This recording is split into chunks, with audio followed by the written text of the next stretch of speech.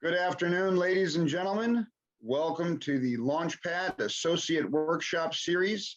This is the second installment of our 8-week session. Want to introduce Peter Asapahu, who is a PGA assistant golf professional at the Los Angeles Country Club. Peter got his Class A membership about a year ago.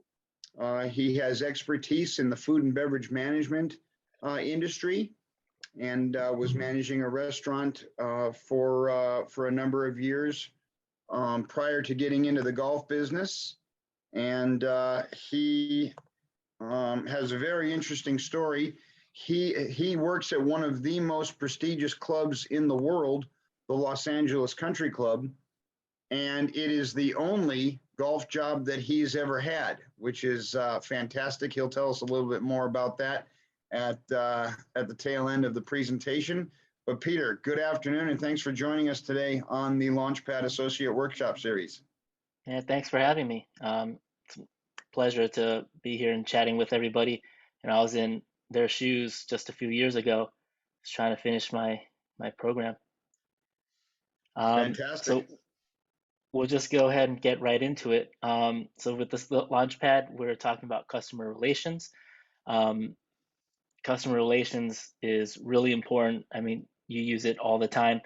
PGA has done a wonderful job in breaking it down into something that you can follow, a nice system for everybody. So who am I? John did a good job of introducing me. PGA professional at the Los Angeles Country Club. I got my Class A in April of 2021, so almost a year now. I started there in outside services. This was my first job in the PGA program or in any golf program at all. And I started outside services, worked my way into outside services supervisor, and then I got hired on into the shop as an assistant professional, coordinating tournaments, and now I'm rolling into junior golf. And through all of that, I mean, customer relationship is key, especially at a private club like this. You have to really build some good relationships. All right, so these learning outcomes in your course manual, they are really important. If I can give you any piece of advice, it's to read these learning outcomes, understand them, and that'll get you through pretty much all of your program. So, this is right at the beginning of each of the sections there, and really understanding these are important. We're going to focus a little bit on a lot of your work study stuff. So that's these three in the middle here. So moments of truth, interaction strategies, and interpersonal skills. Your work experience activities are pretty much those two things. So the first one, the moment of truth, these are pretty much any interaction that a customer will have with your property that's interactive or non-interactive, and it starts within 5 seconds of them. So that's your welcome sign when they show up, the state of your parking lot, all the way until they scrape the bottom of their car getting out of the parking lot. So all of that is a moment of truth. They're going to have a ton of them when they're at your property, and some of them will be interactive. And that's when they interact with an employee, so like an outside staff grabbing your bag, or non-interactive, and that could be the condition of a golf cart. So some key elements for your moment of truth. Staffing, pretty simple, exactly what it sounds like. Staffing for your moment of truth, that's your employees. That's who you have hired and who you have trained. So the bag room attendant having a bag ready for a customer when they arrive is an interactive moment of truth. It's a positive interactive moment of truth. The systems are pretty much your policies and procedures, the processes that you have in place to make sure that everything runs smoothly. So a good example here is a member comes in and they are trying to figure out, hey, I ordered a golf club from you 2 months ago. It hasn't arrived yet. If you have some bad systems in place and the person in charge of those special orders hasn't written it down somewhere, then nobody's going to know where that is. You're going to have to always refer to them and say, hey, you're going to have to talk to Mike. He knows where all this is. But if you have good systems, it could be like a Google Doc or a worksheet or a folder that has all this stuff in it, then anybody can easily look it up and you can turn that negative interaction to a positive interaction. The last one is resources. The resources is almost a catch-all. That could be anywhere from the physical plant of your facility, and it could include your staff. It's time, it's money, it's pretty much anything that that isn't strictly caught by staffing and systems. So a resource could be that the practice putting green is full of divots, and that could be because you didn't have the resources to have a sign that says no chipping, or maybe you don't have the resources to hire enough people to take care of the putting green, or even just to be around the practice facility, um, making sure that it's clean, it's neat, it looks good for your membership or for customers, and to make sure that people aren't chipping onto these putting greens. So those resources can make a difference, and you kind of have to work within the means of the resources that you have. So moving into the second part, the interaction strategies. Your interaction strategies and your interpersonal skills kind of go side by side here. The interaction strategies are determined by the desired outcome. And this is something that you're going to do in almost every interaction that you have with anybody. That's customers, your boss, co-workers, maybe employees that you're in charge of. And you kind of do this naturally, but the PGA broke it down into a system for you. And this little picture here is in your course manual, and it's really important that you understand this. That'll get you through like 70% of your coursework and the testing. So we usually like to start here with the desired outcome. What is the desired outcome from the interaction that you're having? Do you want them to be compliant? Do you want them to agree with the solution that you offer? Do you want them to participate in creating a solution that may work for both of you? Or do you want them to just commit to creating a solution on their own? So each of these desired outcomes comes with a degree of your control and requires a certain amount of initiative from the customers. So compliance has the most amount of control for you and requires the least amount of initiative from customers. And we call that the directing strategy. And it's exactly like it sounds. You direct someone into doing anything. So you're probably going to use that more on possibly employees that you're in charge of, somebody that you might just want to go ahead and tell them, hey, can you go grab this from the locker room or something like that. Very simple directing strategy. As you work your way down, you need to have the customer or person that you're interacting with have a little bit more initiative. So they're going to be doing a little bit more with each of these strategies. So let's go ahead and run down a few of the strategies. Oh, actually, let's talk about the interpersonal skills that are required for these interaction strategies first. So these interpersonal skills are not exclusive to the interaction strategy, but you can't have a directing strategy without stating your purpose clearly. So you can't direct someone if you don't tell them exactly what it is that you want them to do. You can't convince someone without providing a compelling rationale. You can't involve someone without letting them have some open expression, and you can't support someone without showing understanding. So these are the key interpersonal skills for each interaction strategy, but most interaction strategies will involve multiple interpersonal skills. So these are the 7 interpersonal skills that are in your course manual. This is something that you do want to know in the testing. They'll ask you specific interpersonal skills that you would use. They'll give an example, and you have to be able to select the correct interpersonal skill. So this is something that you're going to want to know, and they're fairly simple.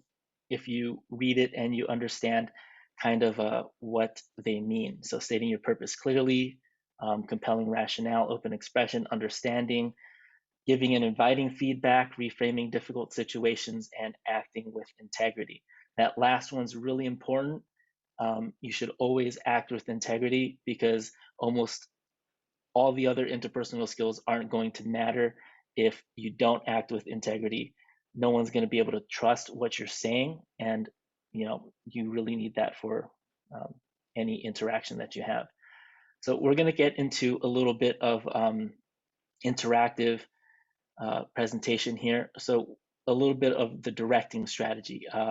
I'd love to try to get somebody, John, if you could help me out, anybody who might want to give me an example of when the directing strategy will come into play.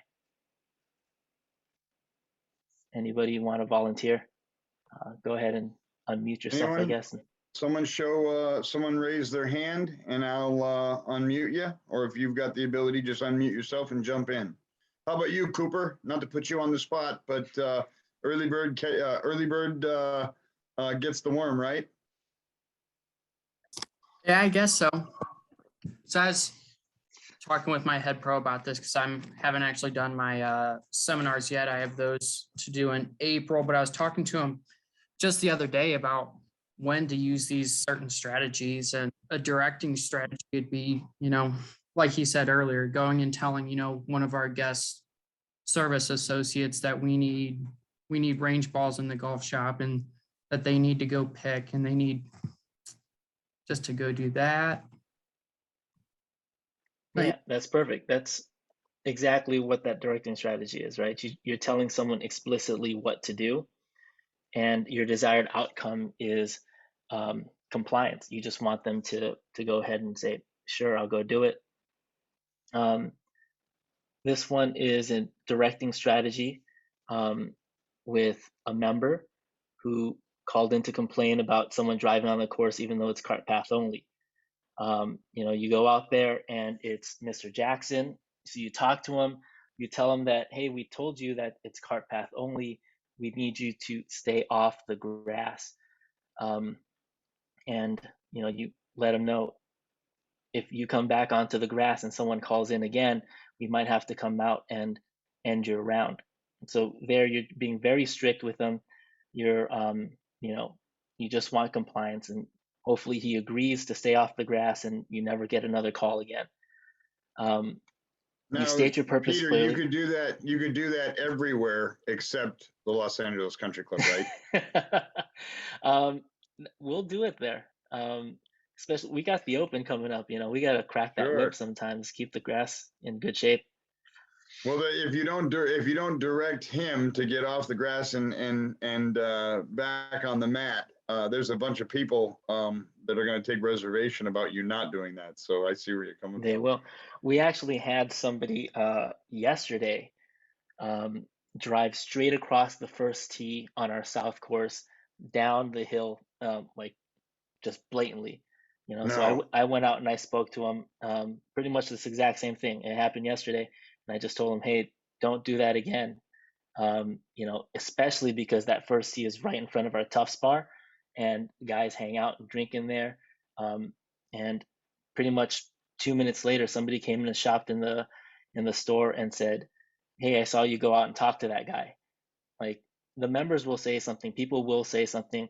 It's their course too, and they want to have a good course to play on. So why do you do it? Why do you do it? Why did you do it? He said he just didn't know what was going on. He was like, oh, I'm sorry, I just blanked out, and I was halfway across and then I just had to commit. So yeah. So directing strategy. It's probably the simplest strategy, and the other person doesn't really have to do much. Convincing strategy. Anybody want to talk about the convincing strategy?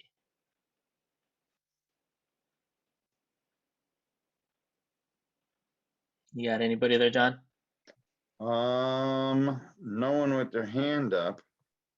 How about you, Ty Burns?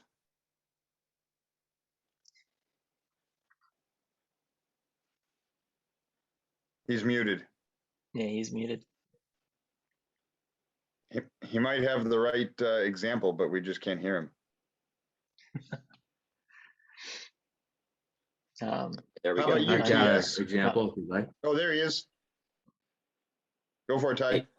Let's see, convincing. God, man, I'm just on the spot, drawing a blank here. Convincing strategy. Just this is the very first time I've ever actually hearing some of these. I'm picking on Ty, but it's funny how Zoom works. I could only see 5 screens on my right side column, and Ty just happens to be in that last box, so I called on him. But I Lucky think me. I got an example for you, Peter, for convincing. It's like so many times, especially when working with staff that reports to you, instead of directing them to do something, a lot of times when you ask them questions that allow them to answer in the direction of what the desired outcome is, they take ownership in that directive. So instead of saying, hey, to the card staff, hey, you guys aren't cleaning the members' clubs, clean the members' clubs. A better way to go about it would be to to go out there to the guys and say, hey, we're getting some feedback on the clubs and the irons not getting cleaned. What do you guys think that we can do to get the irons, especially the wedges, more clean for the members? Is it something that you guys need? Do you need wire brushes? Do you need better water, access to water? Whatever it is, you ask questions that allow them to be a part of the solution, and giving them an opportunity to answer the questions themselves, almost in a roundabout way, can create the impression with them that it was their idea and it was their solution. And if it's their solution, it's their decision, and it's their answer to your question, it becomes they own it. It becomes their idea, not yours, as opposed to just, hey guys, clean the wedges. That's not as effective as asking a question. Hey guys, how can we go about getting the wedges cleaner? And then you give them an opportunity to answer that question. They're more likely to own it. Yeah, I love that. That might be a little bit more of the involving strategy, but that is something that we do. Try to get the guys or gals to take a little bit more ownership of what they're going to do. Taylor 4 has raised his hand. Taylor? Hi, I was just going to say about if there's slow play and asking a group to convincing them to move up a tee box, getting them to agree to do that to improve the pace of play, they'd enjoy the round better. That's fantastic. That's a perfect example of when you would use that convincing strategy. You want to tell us how you talk to them? Sure. Well, we have a 4-caddy program here, and so we would probably communicate through the 4 caddies first. But if it got to the point where they weren't understanding that, it would just be a conversation with the guests. They would enjoy the round, and there's so much, people behind them, but really just talk to them about their experience. And the pace of play is just not where it needs to be. And if they would move up the tee box, they're going to enjoy themselves better. It's going to improve their experience and allow the guests behind them to improve their experience as well. Yeah, that's fantastic. You're helping them to see the value in adopting your solution, and that's what the convincing strategy is. So we are looking at the desired outcome of agreement. You want them to agree in what you're saying and the solution that you're providing. So this is my example. Mr. Jackson comes out again, and it's been raining for a week, so he's gonna want to drive that cart out onto the course, but it's cart path only. So you talk to him, and he says he still needs to take the cart because he's got a bum knee, and you just remind him that, hey, we had to talk to you about last time, and it's really important that you follow this cart path rule this time, because without following these rules, the membership can't enjoy a beautiful golf course if there's tire tracks all over the place. The ground's really soft. Please just stay off the grass as much as you can. Hopefully Mr. Jackson understands that he's doing his part to help out and keeping the course in great condition. Involving strategy. So John, you had a great example there, where we want to invite everybody to join in and create a solution, that's a fantastic way of going about creating ownership in that outside staff when you're trying to get people to do something. And this is another example that I kind of put together. So it's a special order with a sweater with a logo. Mr. Jackson wants to return it, but when we sold it to him, we told him that, you know, this isn't something we carry in the store, and if you put a logo on it, we can't send it back to the manufacturer. So are you sure you want to order it? He does. We order it for him, and now he wants to return it, and he wants a full refund. You know, he's only worn it once. So, you know, we apologize for the negative experience and explain to him again that the full refund isn't possible because you put the logo on it, even though we told you that the logo on that sweater would not allow you to get a full refund. The best that we could do is give you a gift certificate for the shop. And then, you know, he'll probably say, well, I want a gift certificate for the full amount. And then you talk to him and you say, well, you know, if we do that, then we lose all the money on this product. You know, it's a wonderful sweater. You've only worn it once. We can give you a certificate for half the cost of the sweater. And it's a great sweater. You've only worn it once. You can possibly give it as a gift to somebody else who might enjoy that sweater. So you try to get involving with him and convince him and get him to accept a solution that works for both of you. The last strategy is supporting. Maybe we got somebody else who might want to talk about a supporting strategy.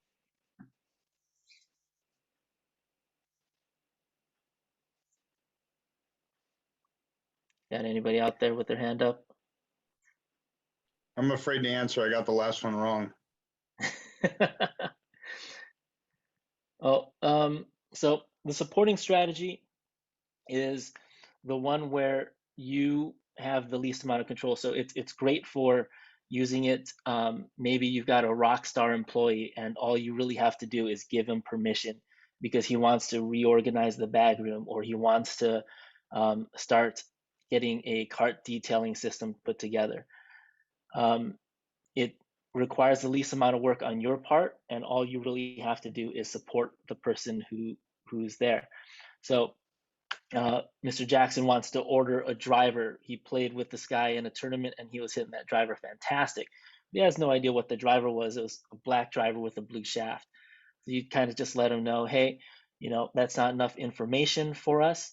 But, you know, if you were to call the tournament director, contact the other player, since you played golf with them, maybe you already have his phone number, and you get all this information. You can give him the information that you need, you know, what driver head, what shaft he had, the grip, if the driver was altered in any way, then you could easily place the order for him. So you kind of put everything in his wheelhouse. You let him know kind of what he would have to do to get this going. And, you know, maybe you have to get the phone number for the tournament director for him, but he'd do most of the work there. So hopefully he contacts that player, gets all the information correctly that you wanted and need to place the order, and then you can get him that order and you make the sale. So those are pretty much all the strategies, and I put this up again. So the whole system is pretty easy if you kind of understand this and kind of understand what you want that desired outcome to be. So, you know, if you were going into your boss to ask for a raise, you know, what kind of strategy would you take? You know, you're not going to go in there asking for compliance where you just, you know, I guess, I mean, unless you're just like, you know, give me $5 more an hour, I quit. That would be that kind of directing strategy. You're trying to look for compliance. You know, you'd probably be looking for that agreement in the outcome. And you go in there trying to convince them, you provide a compelling rationale. You know, I've done this and I've added extra value into our tournaments or junior program or whatever it is. And you can really use those things to have better communication skills. So not just with customers, but with your boss, with employees, with coworkers, with anybody.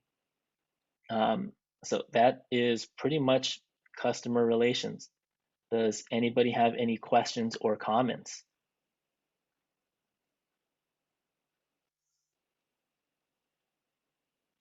It's like we got one last person trying to enter the room. Just missed it. Anybody at all? John, I can only see like 3 or 4 people. Yeah, no one's got their hands up. Tom Sun, you've been awful quiet this this webcast. Yeah, I wanted to just first of all thank Peter.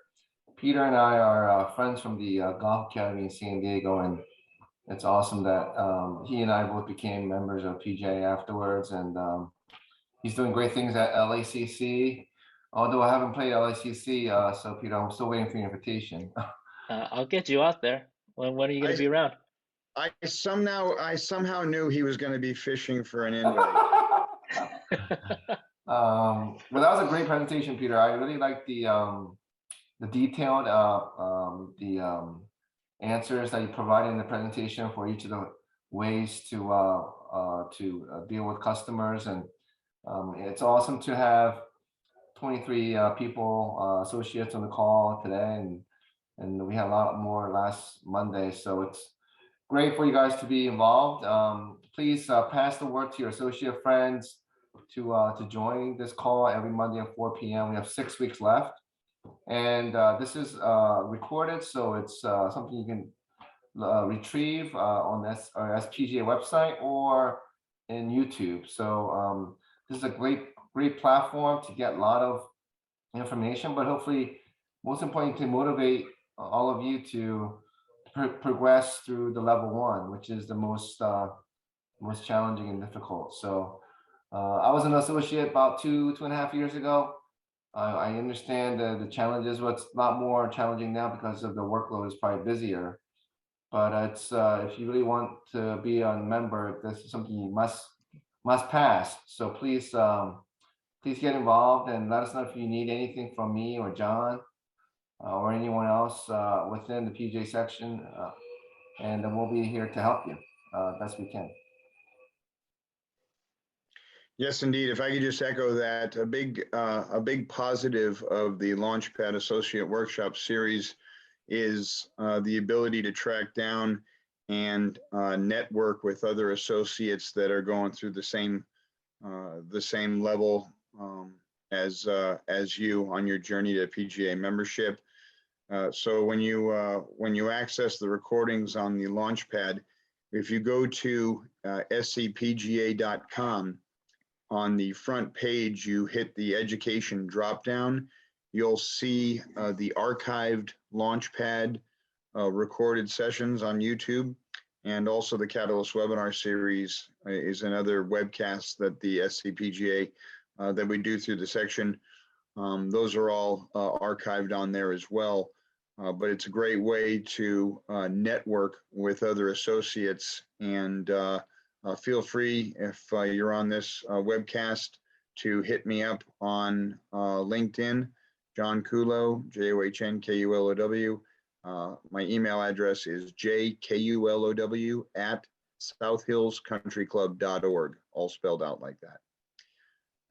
TS, if you don't have any other comments and we don't have any questions, I do have some comments. There's one other thing, if I may. This Wednesday at 4 p.m. There's a town hall for associates.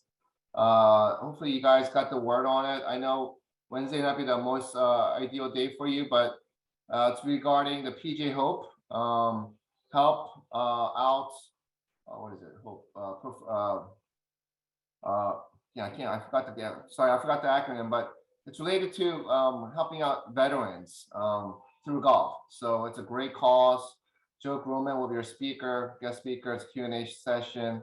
If you could take time to join, or it's also recorded. So every month, every last Wednesday at 4 p.m., we have a session with for associates called Town Hall. It's an educational session.